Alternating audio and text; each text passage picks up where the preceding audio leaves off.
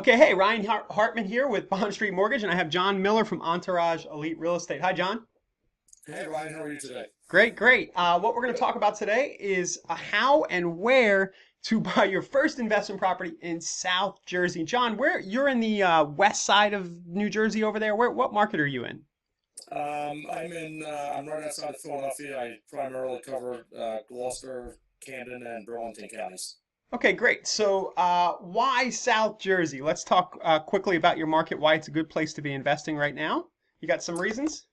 I definitely think the area for investing, especially with our proximity to the city, there's a lot of investor activity coming into the area.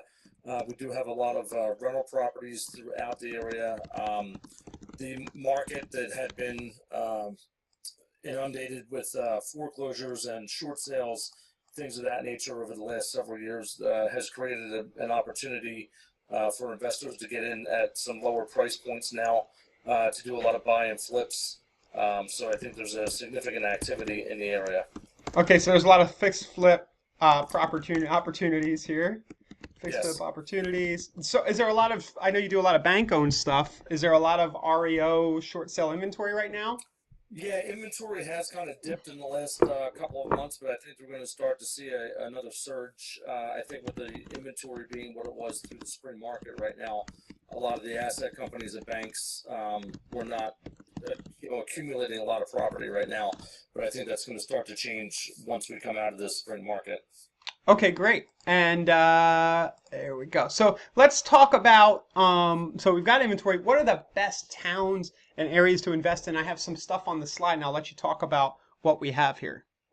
Yeah, some of these areas, you have urban areas, then you have your suburban areas outside of, once you get on this side of the bridge from Philadelphia, the Camden area and the outskirts of that, Pennsauken, there's a lot of opportunity in those areas. You get down into Gloucester County a little bit. Some of those areas are a little more rural, some larger properties, but still close to the city. Right now, a good opportunity is in the Rowan area, or Glassboro area near Rowan University, where been a lot of activity and lots of properties in those surrounding towns. The university's been doing a lot of expansion financially within the last several years, so they're going to be really putting a lot of more construction and a lot of opportunity, residentially and commercially there. Right, and then you have a nice nice tenant pool of students, I guess, and mom and dad are always going to be backing them up on the rent. Is that the thinking? Yeah, but also with the university expanding the way it is, you're also going to start to see a lot more job opportunity, which is, Gotcha. I think that's going to bring people in also. So whether they're renting or the students are renting, I think the market is definitely there. Okay, so we have a few notes on pricing. Camden, you're in the 40 to 75K range for a single family home. Pennsauken 125.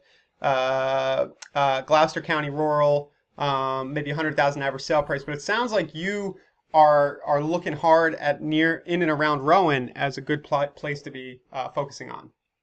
I think definitely in the Gloucester County area, even with that $180,000 average, you're going to find properties that are lower in these areas.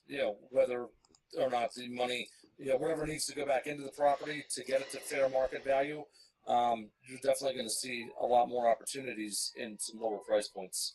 Great. And I'll mention here, because I know you can do this, anybody who's listening, if you need a list from John of his favorite, I call them opportunities, investment opportunities. John, what's your email address they can get you at?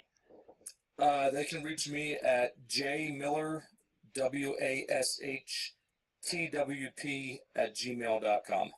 Okay, so you gotta, if you need to rewind this video and listen to that again, we'll put it at the end here too. So let's see here. We got different investment types. Let's just talk quickly about different investment scenarios. I know a lot of the people listening to this are going to be seasoned investors, and my slides are going wonky on me here. But what are the different types of properties, scenarios here that I have? You want to talk about those? You've got fix and flips, a lot of investors. Yeah, right now, that market is very competitive, and especially with the inventory being as low as it is, these properties, most of them are not even making it to the market. Whether they're through other realtors, investors are getting these properties sometimes before they're even active. So they're getting in there as quickly as they can. flipping these properties for a good profit and getting them back in the market. Then you have your buy and hold people looking for more of a rental income, long-term growth. Same thing with the multifamily income, below this, which, it depends on your strategy of how you want to invest in your properties. Right. A lot of people are watching HGTV these days. They think they're just going to go, magically find a $100,000 house, put 10,000 in, and make a $50,000 profit. And I think you'll agree with me that that just kind of isn't happening. It's not for the faint of heart here. It's Even if fixer. it did happen, you've got, like I said, you've got so many people trying to get into that market or that are already in that market right now. These properties are going very quickly, and the bidding on these sometimes they get overbid sometimes. And if you're inexperienced in how to do that, you're going to end up paying a lot more than you probably should for the property. Gotcha. Yeah, I personally like the buy and hold approach for most people. It's a little more sound. It's your income will be longer term and residual if you focus on these two categories here. Not to Right. discourage the fix and flip, but And John, I have this great rental property calculator that I always go to. It's this free calculator, calculator.net. I'll send you the link. I don't know if you've ever used this one, and we'll also make sure people have this. And when you really start to play with some of the numbers in some scenarios, it looks really, really good in terms of internal rate of return. Yeah, I actually have used that, and I've looked through it before. I do have a couple of my own rental properties, and I started plugging those numbers back in, and just to see where those things are at, it does give you a very good idea of what you're looking at before you buy the property. Yep. So we'll share that with people. And John, I know you can help people do those calculations on a case by case basis. And I know you occasionally send to your email list specific deals and with analysis. Yes. Okay. So okay. So a quick note about REOs. I know you had we might have mentioned this already, but I know you have a lot of experience working directly with banks and asset managers. I apologize for my slides here. Just this one slide doesn't love me. That's okay. So bank-owned properties. You wanted to talk about the process of finding a bank-owned property and what to look out for and how it might not be as easy as you might think to get one of those.